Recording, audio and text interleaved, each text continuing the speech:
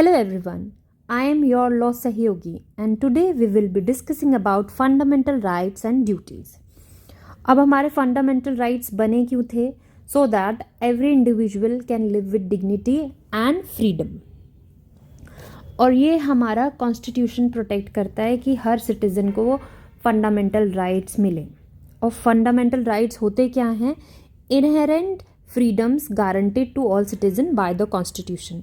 Constitution ये ensure करता है कि हर सिटीजन को उसके फ्रीडम्स मिलें, like right to equality, right to freedom, right to education, everything which is necessary. Then it was ensured in part 3 of the constitution. अब इसका एम क्या है? To protect individual liberties and ensure equality. Right, किसी के भी rights violate ना हो. For example कि अगर कोई पब्लिक प्लेस में जाता है और उसको उसमें एंटर नहीं करने दिया जाता बिकॉज ऑफ देयर रिलीजन और caste, that is a violation of their fundamental rights. अब फंडामेंटल ड्यूटीज़ क्या होती है? ये हमारी मॉरल ऑब्लिगेशन होती है सिटीजन्स की टूवर्ड्स द नेशन. अब ये हमारे लॉ से इन्फोर्स नहीं है, बट ये हमारी सोशल ऑब्लिगेशन है कि हम अपने नेशन के प्रति जो हमारी जिम्मेदारियां हैं, लाइक अगर आप किसी मॉन्यूमेंट को विजिट करने जाते हैं तो डू नॉट लिटर इट. ये आपकी ड्यूटी बनती है कि आप उसे ख़राब ना करें, कहीं उस पर लिखें ना या उस पर कचरा ना फेंकें. That is your moral obligations. It was added to the constitution by 42nd amendment in 1976. अब इसका एम क्या है? To promote national unity, integrity and social obligation. Then comes our fundamental rights. अब हमारे फंडामेंटल राइट्स होते हैं 6, which is right to equality. अब right to equality क्या कहता है? कि all are equal in the eyes of law. किसी को भी उसकी कास्ट के बेसिस पे या रिलीजन के बेसिस पे आप डिफ्रेंशिएट नहीं कर सकते, डिस्क्रिमिनेट नहीं कर सकते. हर एक को एम्प्लॉयमेंट की इक्वल अपॉर्चुनिटी मिलेगी और अनटचेबिलिटी को अबॉलिश कर दिया गया है. Then secondly it comes right to freedom. अब राइट टू फ्रीडम हमारा क्या गवर्न करता है? कि everybody has the freedom of speech, expression, assembly, association, movement and residence and profession, और protection against arrest and detention. किसी को भी कभी भी उठा के आप अरेस्ट या डिटेंशन में नहीं डाल सकते without giving them information unless and until they are liable of it. Then comes right against exploitation, prohibition of human trafficking, forced labour and child labour. After that right to freedom of religion. मतलब कि कोई भी citizen के पास ये freedom है कि एक तो वो कोई भी रिलीजन प्रैक्टिस कर सके, प्रोपोगेट कर सके, and freedom of conscience.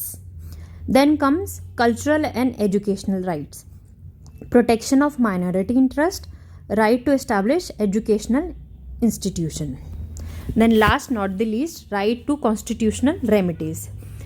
right to constitutional remedies ये कहता है कि कोई भी सुप्रीम कोर्ट तक जा सकता है to enforce their fundamental rights. अगर आपके कोई फंडामेंटल राइट्स वायलेट हुए हैं तो you can approach supreme court for enforcement of your fundamental rights. अब हम पढ़ेंगे राइट टू इक्वालिटी क्या होता है. अब राइट टू इक्वालिटी हमारा आर्टिकल 14 to 18 के बीच में आता है इन आर कॉन्स्टिट्यूशन. अब आर्टिकल 14 क्या कहता है? Equality before the law and equal protection of the laws. ठीक है, जो कि मैंने पहले भी बताया. Then protection of life and liberty and equality before law. No person shall be deprived of his life, liberty except according to the procedure established by the law. Nor shall any person be denied equality before the law or the equal protection of the law within the territory of India. Unless and until law govern नहीं करता, unless that citizen is liable for that thing, किसी को भी ये violate करने का हक नहीं है to give them equal protection or equal rights, right? Then comes the said article is clearly in 2 parts. While it commands the state not to deny to any person equality before law, it also commands the state not to deny the equal protection of the laws. Equality before law prohibits discrimination. It is a negative concept. The concept of equal protection of law requires the state to give special treatment to person in different situation in order to establish equality amongst all. It is a positive in character. Therefore, the necessary corollary to this would be that equals would be treated equal while unequals would have to be treated unequally. अब हर time तो ऐसा नहीं हो सकता कि सभी equal position में हो. कभी कभार ऐसा भी होगा जो अनइक्वल पोजीशन में नहीं है, जिनको may be someone has violated something, they have to be treated unequally. Then comes our case law which was very famous, Nalsa versus Union of India.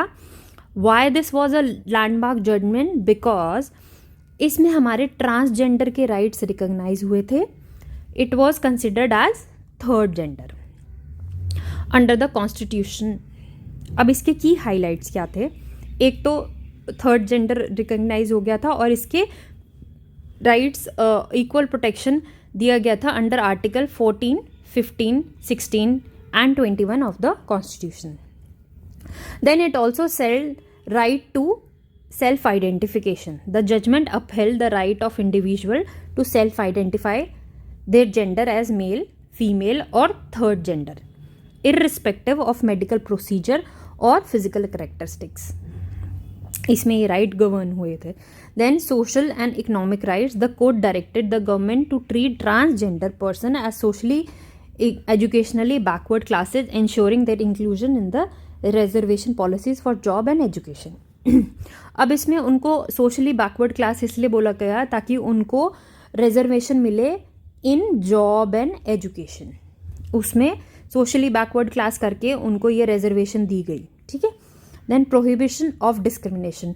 Discrimination against transgender person in public and private sphere was deemed unconstitutional, emphasizing dignity, equality and non-discrimination. अब इसमें ये prohibition वैसे तो है ही non discrimination का, but transgender के against discrimination ज़्यादा होता है and this protected their rights कि उनके अगेंस्ट डिस्क्रिमिनेशन ना हो. So to protect that they have govern this. Okay. अब गवर्नमेंट के मैंडेट्स क्या थे? To instruct to take affirmative action such as providing healthcare facility, creating awareness and framing of policies. अब ये क्यों किया गया? क्योंकि पहले उनके लिए कुछ ऐसे ट्रांसजेंडर्स के लिए कोई ऐसे राइट्स नहीं थे, अलग से कोई प्रोविजन नहीं था. अब that is not their fault if they are transgender. They are also human being. They also need to be treated equally and this case law protected their rights. Furthermore, we will be studying Article 15, Prohibition of Discrimination on the grounds of religion, race, caste, sex or place of birth. अब ये हम पढ़ेंगे next video में. Till then like and subscribe our channel Law सहयोगी.